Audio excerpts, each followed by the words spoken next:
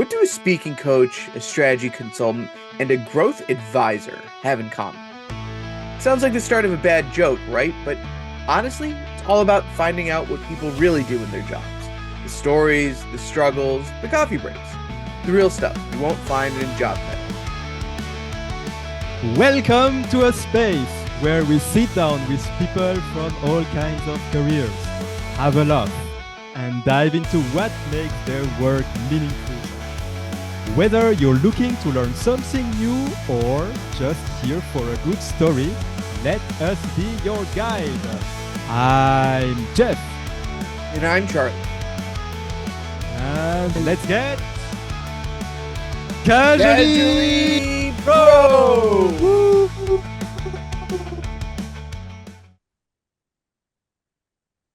Today, we are here with Christine Yip. Christine, you're a growth advisor who helps organizations who want to expand in new international markets. You're the author of Power Up, How to Improve Productivity and Innovation. In 2020, you were awarded the CIO 50 Award, an award that celebrates the achievements of the top senior technology and digital executives in New Zealand. Christine, I'm super happy to be here with you today. Can you please start by telling us who you are, what you do, and how you got to do what you do? Hello, everyone. I am Christine Yip. I'm a growth advisor. Who am I? That's actually a very good question. I am originally from Hong Kong, and growing up in Asia has been quite an experience. I enjoy the vibrancy. However, my life changed overnight when I took an exchange student in a year in New Zealand. So my life story is I have got the both world. I look Asian and I am Asian from Hong Kong originally, and I am now in New Zealand. And my work involved with company that does change and innovation. So I have actually worked in a number of global organizations, government, private company, and I have seen a lot of change in technology, change in people that adapting technology. So that makes my work quite meaningful. Fascinating. There is such an interesting story, both in terms of the change between your locality, but also your entire job is change, right? It's growth, it's the development of companies. So it seems like it's such a perfect fit. But more specifically, how do you help companies grow? What is your specific focus, I guess? My specific focus is to understand what they're trying to achieve. I think company, I think most of us wanting to do better, and most company also want to improve their profit or want to arrive into a new market globally.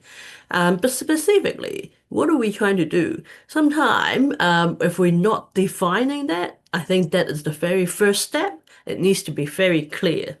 Defining the growth path is one thing, and actually be able to articulate and implement. Usually, organizations need help. For example, we're looking at expanding into Asia, expanding into different market overseas. It takes much more than just knowing where you're going. It takes much more than, oh, wow, we're going to improve our profit maybe 10%, 30%. The work that is involved, we need to look at organization. Do we have the right people? Do we have the right process? Maybe we need technology. And so these are all the decisions that need to be think through and put in place before we can go, yes, let's do this. Yes, Christine, when you tell us about the differences between markets, it seems obvious that it's not the same in Asia, in Europe, and in the US. Though I have a hard time trying to figure out exactly what those differences look like. Or if I were to formulate it differently, are there things that the people you work with are sometimes didn't expect when they, for example, enter the Asian market? I think the cultural differences is still very huge. And when we look at the market, very recently, I have been having conversation with someone about looking in Asia, specifically wider ASEAN, not just in China, not just in Japan, but more Asia Pacific as a portfolio. It's a very different market to, let's say, America. America is one country, even though there are many states, right? So there's maybe different rules, but you're still dealing with one country largely. And we have seen the rules on the tariff and all that thing. However, when it comes to Asia Pacific, and we're seeing many different countries, many different culture, many different thinking, the status of the country, the status of technology in the country can be completely different individually.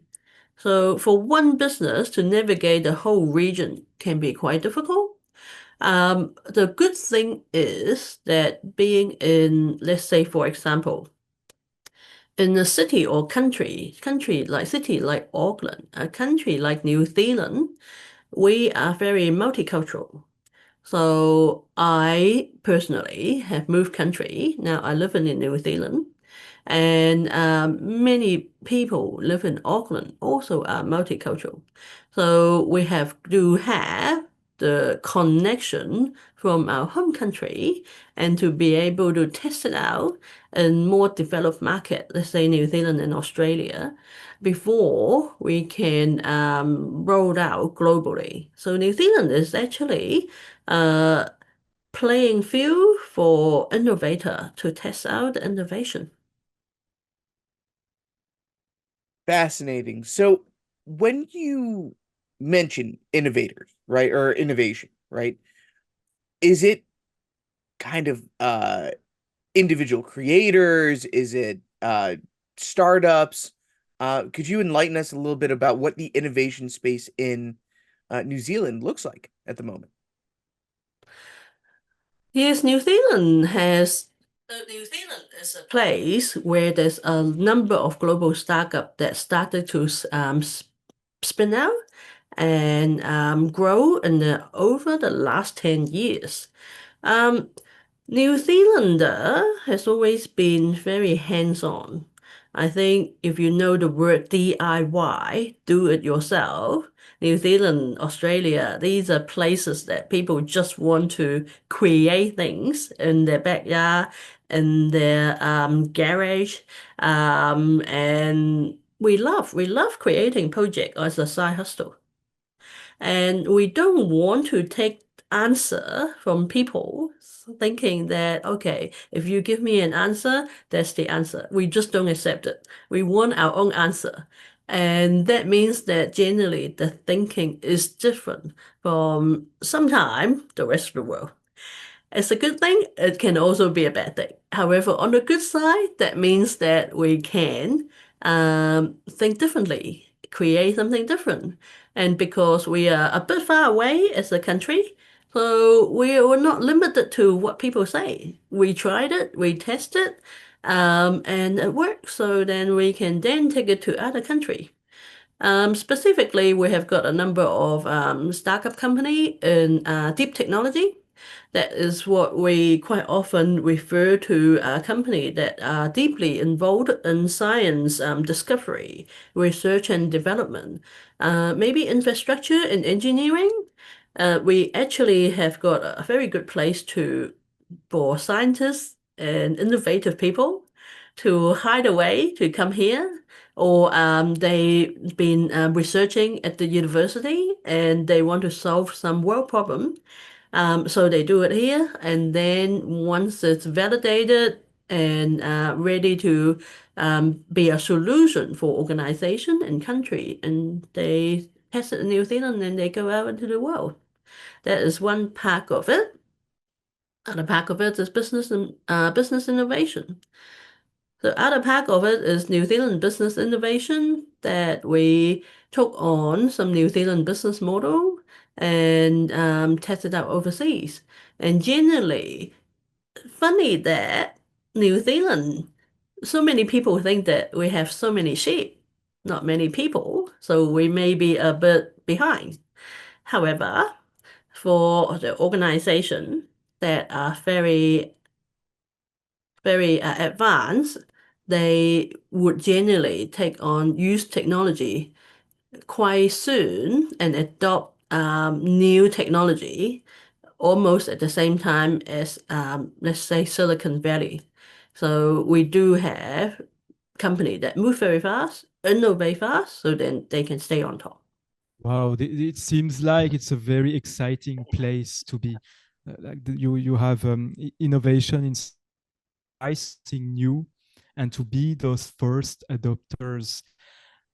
Christine, you talked about so many different industries. I wonder if you're specialized in one industry in particular, or are you working with all this industry that you mentioned that are related to tech and innovation?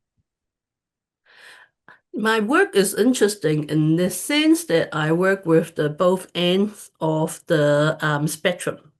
So on one side, I work with startup that they want to solve the world's problem, and therefore they do the R&D, they do the discovery, and they want to take on the world, which is really exciting. And I'm looking forward to seeing them growing significantly in the next 5 to 10 years.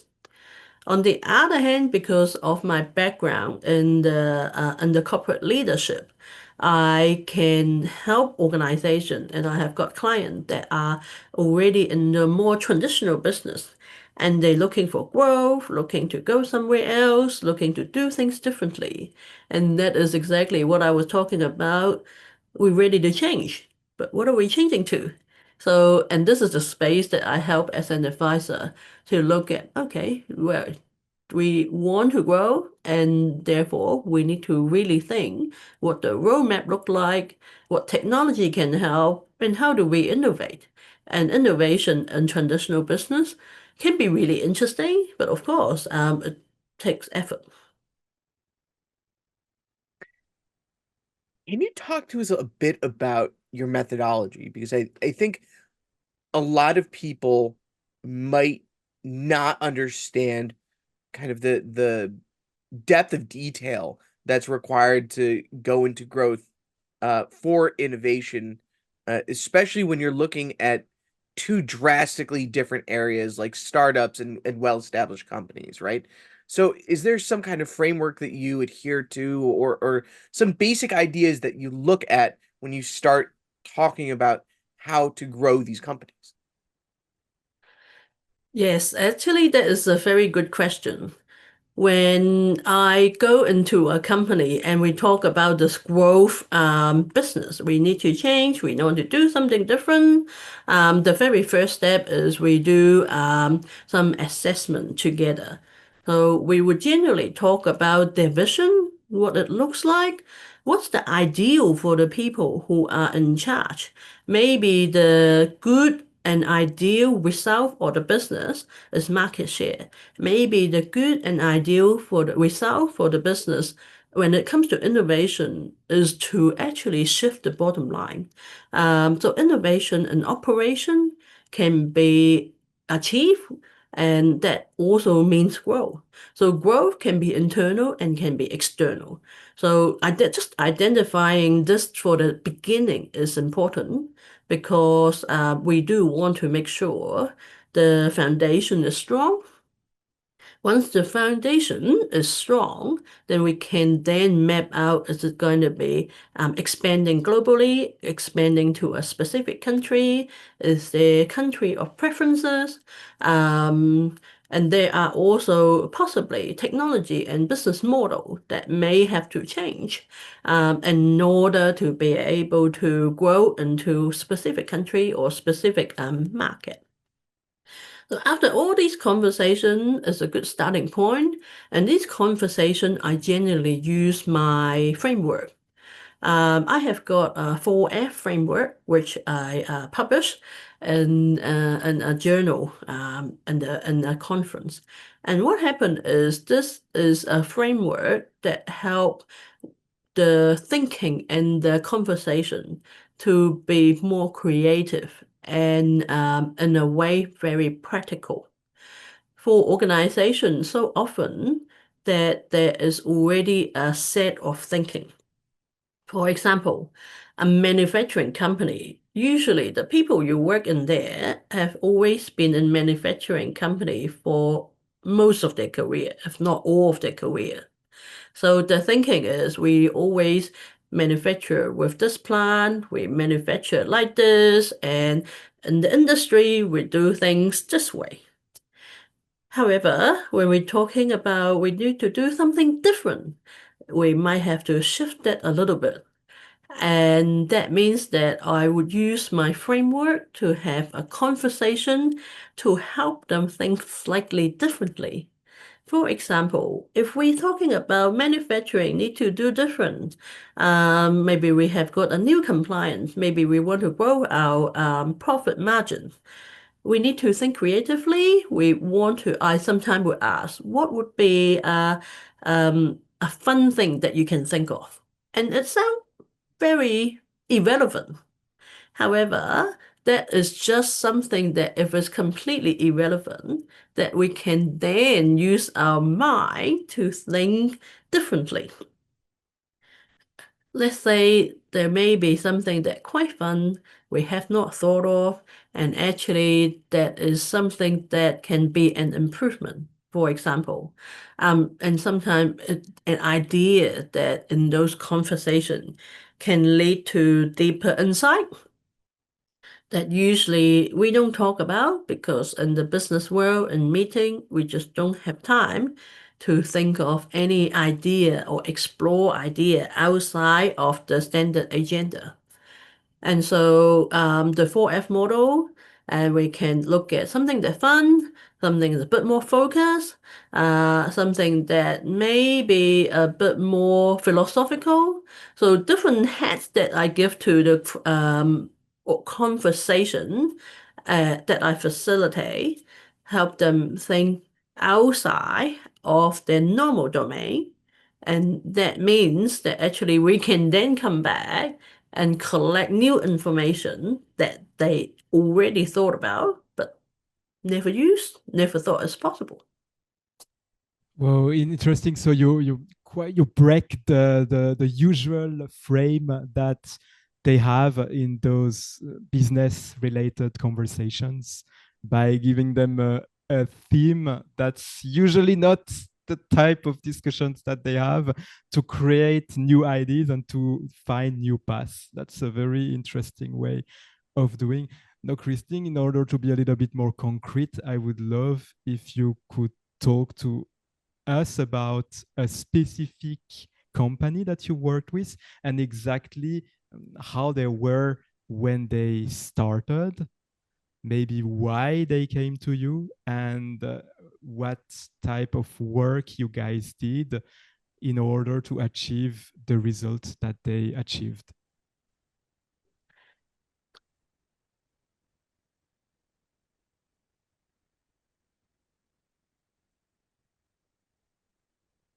Yes, with the work that I do, for example, for a manufacturing organization. So in the beginning, it was a change program that I was brought into to help with specifically operation improvement for the business and also trying to shift the bottom line. Okay. And that conversation actually quickly became something that I have identified as actually we do need to look at also the culture change, the business process change, the technology. Because what happened was that for this specific manufacturing organization, there was a lot of manual processes. And it's just like some really good company, they have been doing things that with the team's support. And historically, they have been more on people's leadership, and a lot of things were manual but done really well because the team were working so well together. But with the change of technology and with the change of the customer requirement, manually maintaining and managing all of that became very difficult. So what I did was I looked at the requirement for the operation need and look at how we can put in some of the very simple technology so that we can free people's time. We don't have to manually write down the everyday KPI. We don't have to manually write down where the jobs are at. We can then be able to track it automatically. And in that case, we have been able to I actually collect data in the very first place with technology. Because without data, it's so easy. We talk about, yes, we have got, operation, we have got issue in the manufacturing, but we don't have enough concrete detail to be able to solve problem constructively in a structured problem-solving method. So using technology such as Internet of Things, we have camera, we have sensors, we have got digital form, and these are a number of things that most companies talk about, but sometimes it's very difficult to do it nicely and get people to buy in from the people who work in the job, from the people who already doing things the same way. So this is one way for organization to do something differently, innovative, and be able to solve the internal issue with innovation and technology. You know, at least I can only speak from my experience as a consultant. I think one of the really unique positions we're put in, coming into a company and looking at it from the outside in, is being able to see and pinpoint things that we would do differently. But the real challenge, and I think the real expertise that comes from a consultant or any kind of business transformation professional, isn't so much the identification, but the actual implementation. And one of the hardest parts that I've always found, and please correct me if I'm wrong in this, is convincing the client that this is the right move, right? And not so much as convince as in like try to sell it to them, but there are several stratum of professionals that you have to go through. Of course, at the highest level, usually they're the ones that hire you. So they say, okay, do what they say and make it work. But there has to be kind of a collective agreement that everyone kind of joins in on the process. And I find that, as many consultants as there are in the world, for each and every one of them, they have a different way of getting people on board. And so can you talk to us a little bit about how you tackle that really difficult process of convincing people to not just listen to you, but also evaluate the same way that you do their processes and then implement the changes because they see that it is a valuable thing to do? I quite agree on that. Implementation and execution is really where the value is. If the company can't get to that point, it doesn't matter how much we talk about growth. It's never going to be anything different, right? The reality is, I quite often challenge my client. I am a straight talker, and quite often there are a couple of things that I do. One thing is I would present the case for growth. I present some example case study. There are lots of good examples in the world. We talk about in New Zealand, we have got a rocket science company called Rocket Lab.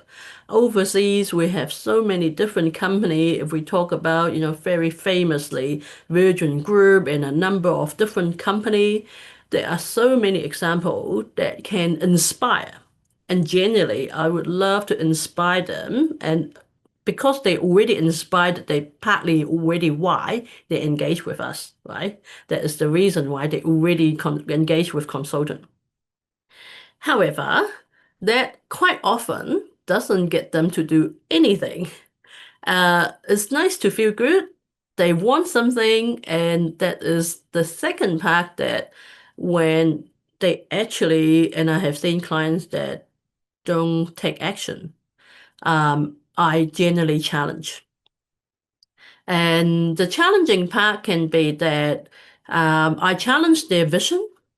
If you do say if you think that you are going to grow in certain market and this is important for you, why is it important? Why is it that's important, but it's not actually any alignment of the action and the resource and the planning? Usually, these are the key components that if we can align, we can get moving. Other time is that I would actually be a bit more a challenge in a way that actually that is to break their thinking a little bit. Some of the company, because they have been in their space for so long, uh, manufacturing, they already been in that space for so long. They already know the market share. They already know what it look like. But I want to shake the boat a bit. What if it can be radically different? What if you can grow significantly? What would that look like? For a startup, I challenge their thinking because some of them have been using their own money, bootstrapping, and so that they don't have a lot of resource. I challenge them, what would it look like if you can get a deal and you can be unicorn? And what would make you feel like you want to get up every morning? And that is the energy I want from this decision maker. It doesn't matter whether you're a startup founder or a company decision maker, but if we get talking, I want to get to the bottom of why you're doing what you're doing, why we're having a conversation, and I challenge you to think even bigger. Why can't we think differently? And yeah, so it's a very delicate process, challenge, but not be too over the boundary because sometimes, yeah, it can feel uncomfortable. The good thing is I am also more like a counselor as an advisor. So I actually, yeah, have got the safety, psychological safety measurement in place so then we can have these challenging conversation. And that means that you can think differently. I facilitate this sometimes challenging session, and I'll leave the client to have time to think through maybe 1 week, maybe 2 weeks, and then generally there is some evolution of thinking. And I think that it takes iteration. It doesn't happen just overnight. And I think this is very similarly to how we grow as humans. It's the same for organization. It takes a bit of time to build that belief, build that mindset, build the capability, build the ability to be able to take the first step. Well, yeah, which reminds me that it's easier to change when things are going really, really bad because then you don't have any choice.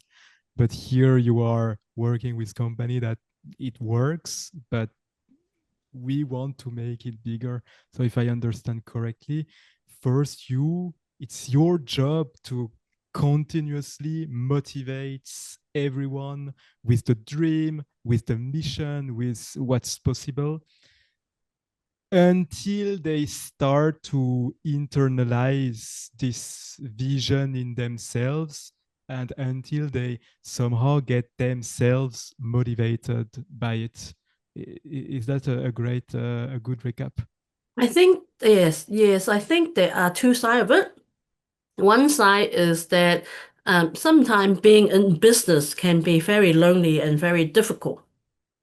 So having someone to motivate, to be a sounding board, is actually a very lovely support network to be able to actually help take the business to the next stage. I think another part of the conversation is to focus. And again, that go back into my framework. The business need to focus on the problem that they're trying to solve. That is why the business exists, right? Some business are here to solve a very important problem of sustainability. Some of the innovation here really trying to solve problem of helping people to free up their time and for organization to be more productive. And this is the core reason why these businesses are here. And if they are aware of how big a problem that they can solve globally, that is a no-brainer. That is a natural. That conviction is very real, right? Right now, I'm helping. Right now, I'm helping a startup organization, and they have got their own proprietary AI solution. And to start with, because they are such a small company, they are based in Little New Zealand, and so they feel like, okay, if they can get some new client, they would be very happy. The conversation is not that. The conversation is you've got this unique product, and the world have got such a big problem. So can't you see that you're actually helping changing the world? You're helping people having so much more time, do work faster, and in a way, you're saving people's life because so many people are in repetitive jobs that there's really no real output in their life. And a lot of people, of course, are very dissatisfied with their work and life because those jobs are meaningless. So why don't we create a bit more productivity and the people can do more meaningful things? I think that in itself is the vision, and that's why I'm passionate to help them get to a greater global markets. I think from what I hear and from what I'm understanding, there's a large component of not just, understanding the mechanics of a business, but really uh tying the technical to the dream, right? I know very few founders that create a business for the sole purpose of adding a 5% value to, their bottom line, or their base salary that they would have been getting if they, worked for someone. So many people are dreamers that create businesses, maybe not just to help people, but to create something entirely new, to develop something that is theirs and their own. There are a lot of dreams in the business world that I think are overshadowed by facts and figures. Um, but kind of going to back to the technical, because I think this is really important. Um, you're not selling people dreams. You're not trying to tell them that, okay, you are, uh, this tiny startup in Auckland, and then tomorrow you're going to be Google. But you're showing them that they have the possibility to go one step further than where their current plan is. And if they wanted to take that step, here's how you do it. right? There's the technical process, the people process, maybe introducing things like automation or shifting roles to be more conducive to what the needs of your customer might be. Uh, that's really where you shine in terms of creating these changes. It's not, you know, uh, for lack of a better word, like a motivational coach. You're not a person just saying, okay, just do one more day and then you'll be Google. You're inviting people to imagine a world where they can be one step better than they were yesterday. And I think with that in mind, what and I'm a sucker for a story. Uh, what got you into the idea of this is what I want to do? Maybe not for the rest of my life, but this is what I want to do for right now. This is what I want to do for the immediate future, or maybe this was at some point your dream. What got you to that point? Tell us a little bit about the history of getting to be a growth expert. Yeah, I think the story of my journey from the beginning to now to become a growth expert is that I have actually seen firsthand in different organizations that there are so many people trying to do good things. And the effort of individuals that they're trying to create a change are not very coherent or coming together and aligned. So over the years, I have moved country, then I have lived in New Zealand now, and I have worked in private company, organization that do logistics, manufacturing, and even government. And the growth and the change that we want to drive to deliver better outcome, I think a lot of people have the drive and the dream. Yeah. And I've also worked in more larger startup company as an analyst and improvement leader. And over time, I keep seeing that it doesn't matter if you have got different people who have got good idea and the conviction and the drive and passion to do something good, but need to be aligned and come together as a team. And the vision need to also be shared with different people across everyone, so then together the organization can move. I think my corporate career over the last 20 year or so give me a lot of rich goodness of story and experience, delivering change, implementing change, designing change, and also implementing technology. So from the very bottom of the rank to up to executive leadership, it gives me the experience of what does operation look like? What do good people do? And how would we implement good business? So when now I am working also with people who have dreams, who want to solve the world's problem, who want to do meaningful thing with the technology, then I can use my history and experience to give them the practical step to get to the point of bigger, larger scaling up with ease.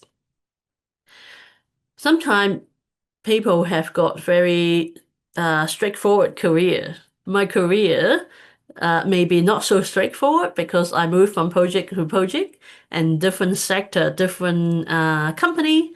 So therefore, I have got an exposure that quite often people don't usually have. And particularly working with overseas counterparts as well over the years. So, and all of these become witness and ingredients that I can go into different organization, different client now, and I can customize them as my own recipe. Christine, it's funny because when we started this interview, I expected to talk a lot about the legal differences between the countries and um, mostly something along this line. But as we talk, I realized that a big part of your job seems to be related with people, how they work together, and how sound are the processes that they use.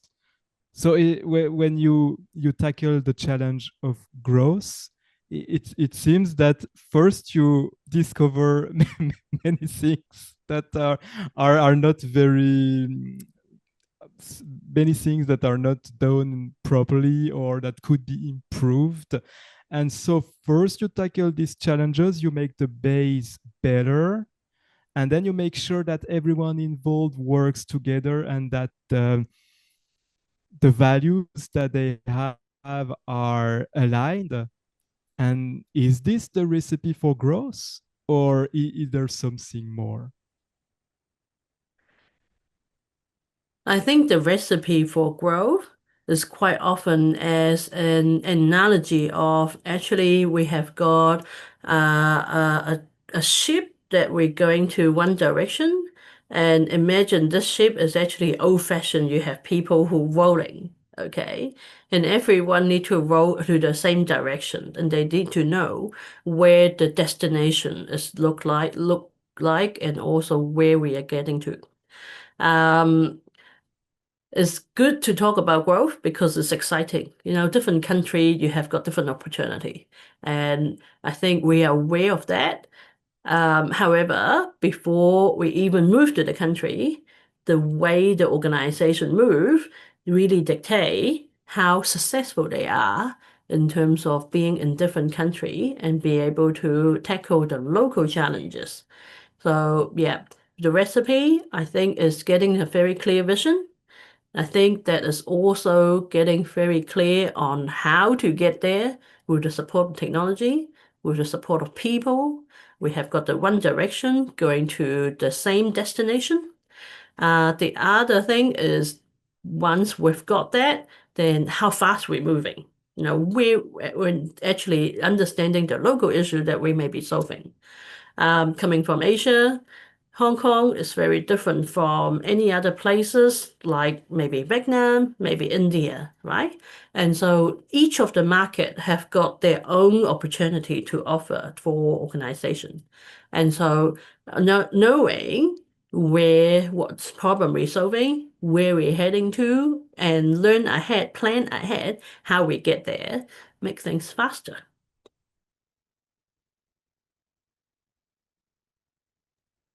You know, that's such a fantastic segue because, well, Jeff and I started Casually Pro because selfishly we wanted to talk to incredible people like you, but more, uh, I guess geared towards philanthropic. We wanted people to have an outlet or have something where they could gain some kind of value, and really develop a skill that they might not know that they need for their future ahead of them. Um, and with that being said, uh, Christine, what's one skill that you feel has really geared you towards success in your career, uh, throughout all these years of really developing your growth and innovation expertise? Um, it can be anything as simple as how you look at something or how you practice something, but what's something that one of our listeners can start doing today to get them into that uh, growth and innovation mindset?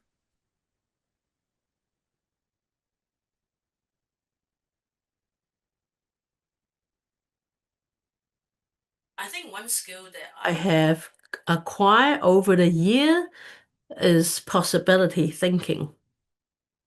And this is something that it grows on me over time, and it takes a bit of practice to be able to do it well.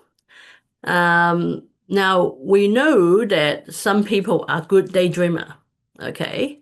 And however, possibility thinking is much more than just daydreaming.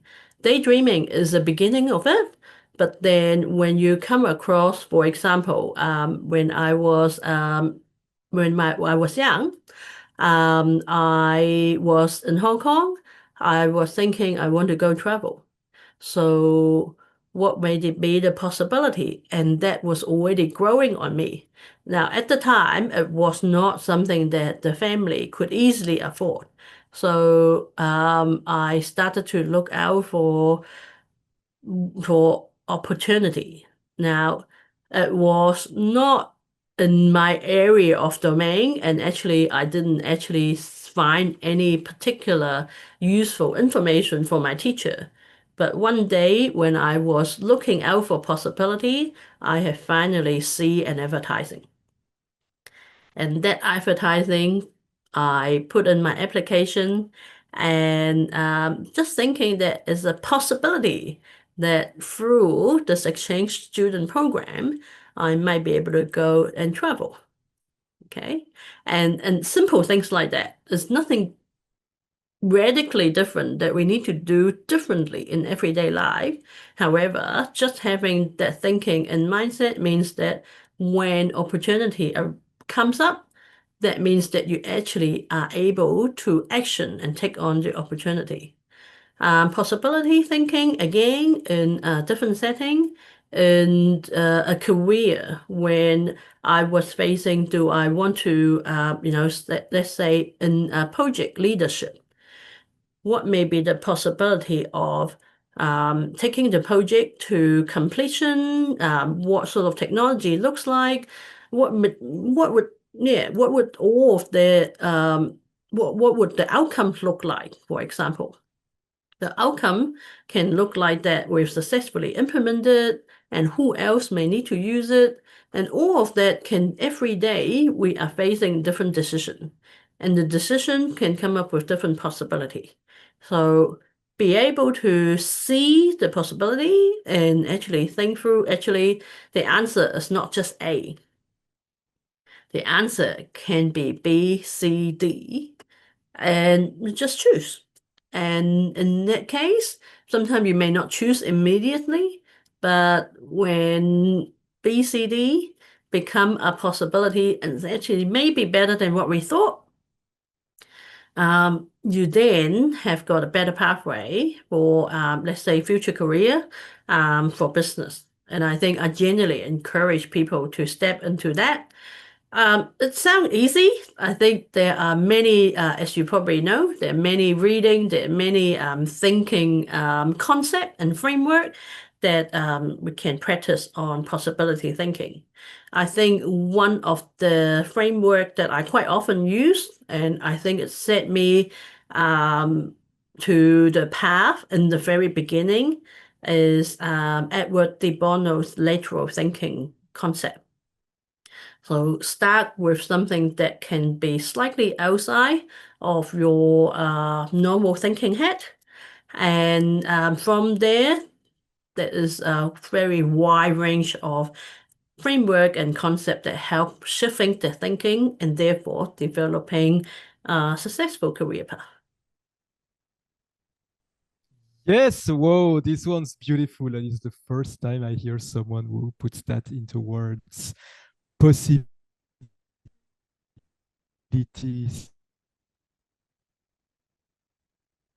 that I had in the past and that I followed were first could have been seen as impossible or out of reality, but then as you start to focus, you start to find possible passes and you make the impossible possible.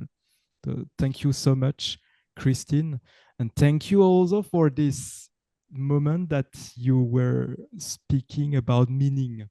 I really loved your take on meaning when you said if you want a reason to grow. Do you have something that could help people live a better life? Do you have something that could reduce their pain, that would enable them to do faster or to automate something that they don't like to do? And that's really beautiful. And if you have something like this, then growing is your way to change the world and to make things better. And you can even call Christine if you don't know, if you're not sure about this view. There's still one question though. You can leave an universal message. You have 2 minutes to leave a message to everyone who's living on the planet and everyone who will be born in the future generation. It's like throwing a bottle with a message to the next generations.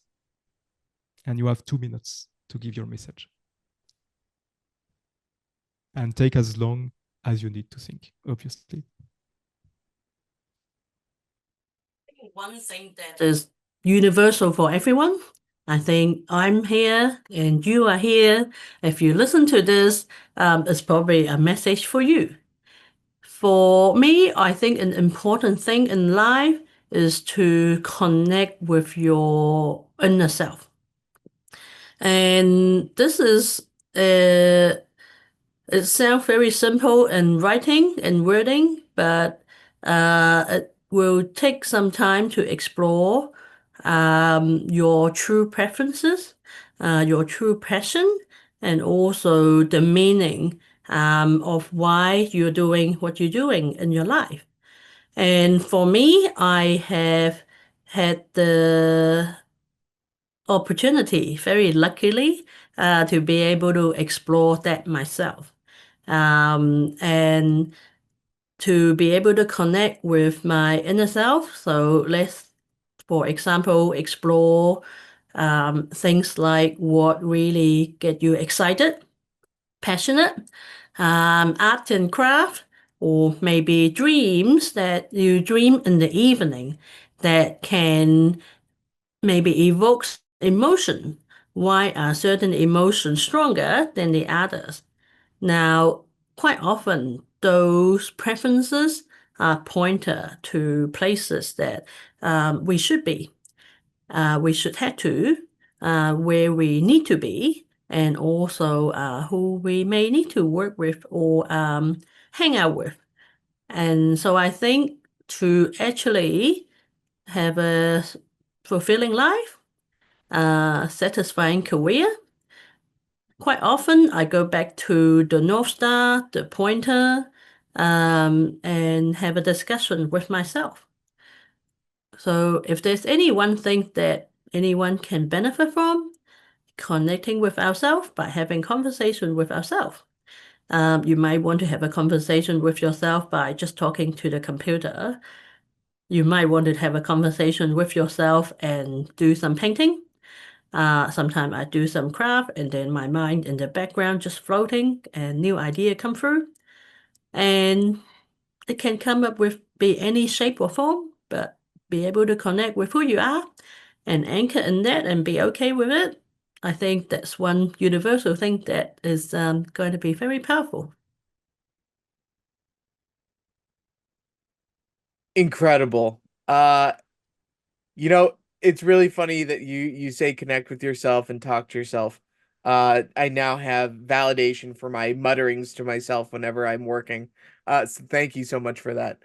But really, Christine, thank you so much for spending this time with us. It was an incredible exploration, not in just how to change businesses, but really why we should look at change as a positive thing for everyone. So thank you.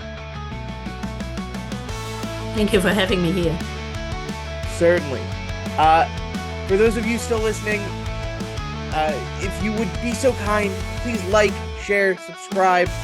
Send this to a friend who might need a little nudge to find their own change, find their own path to do something really incredible, or just find it change to be better than the person they were yesterday. And make sure to catch Casually Pro every Wednesday for new and incredible insights into the world of everyone's weird and wacky work. Thanks. Bye.